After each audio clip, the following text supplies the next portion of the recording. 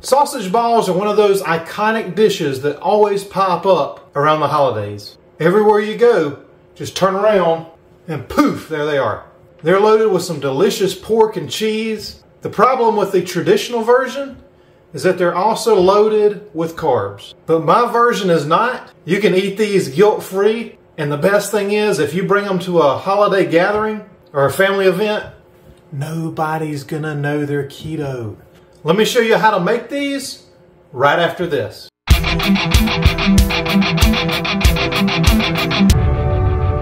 These sausage balls have been around as long as I can remember. Pretty sure it's a southern thing because most of the great recipes are, but that's just my guess.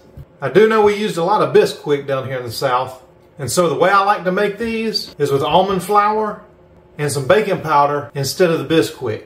And like I said, the best thing about these is you can make these, take them to any event, and nobody's gonna know they're keto except for you. These are a huge hit and something you can bring to a party or a gathering or a holiday meal, and people are gonna ask you for the recipe. They're really, really easy to make. They don't have a whole lot of ingredients, and they only take about 20 minutes to bake. So if you're looking for something last minute to take to a party, this is it.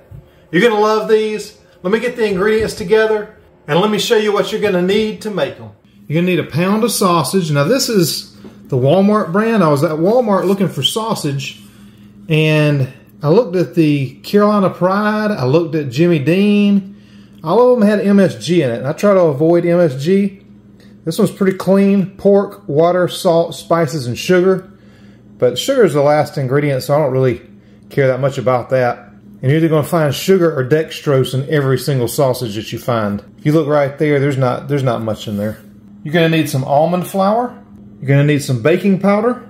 You're going to need some Parmesan cheese. You're going to need some sharp cheddar cheese. I like the extra sharp myself, but at least a sharp. You're going to need 1 egg. You're going to need 1 large egg. You're going to need some garlic powder, and you're going to need some onion powder.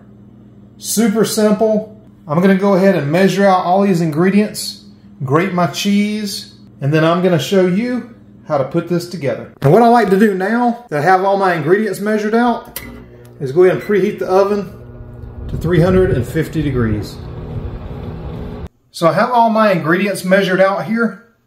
I'm just going to go ahead and start combining them all together. I'm going to start out with my pound of sausage. You can use any kind of sausage you like. I really like this brand a lot, but you can use a breakfast sausage, you can use Italian sausage.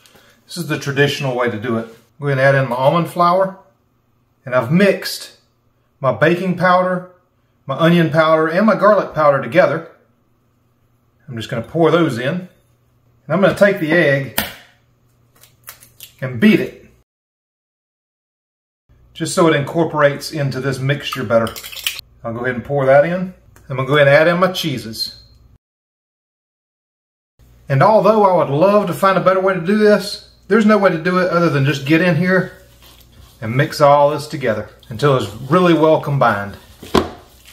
Hey, plus it's just fun to do. Now, if you like sausage balls or any other holiday sides, make sure you're subscribed to my channel and hit the little bell. Anytime I upload a video, you'll know about it.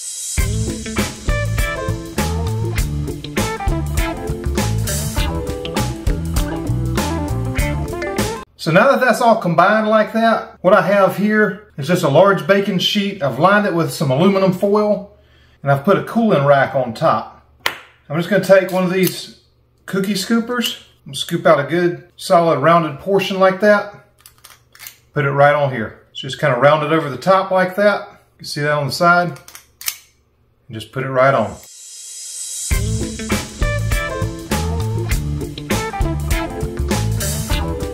If you see they're kind of coming apart like that, just press them together a little bit. They're going to be just fine.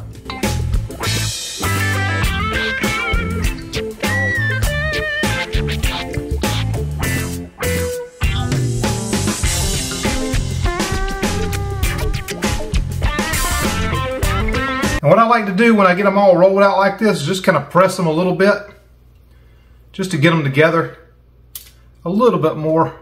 You don't have to do this, but I just find it makes a little bit better texture at the end. And there you have it. We're going to go ahead and put these in the oven on 350 degrees for 20 minutes. So one thing I forgot to mention, about halfway into the cooking process, I'm going to kind of roll these around like that just to keep them from sticking. But these are done. They're delicious.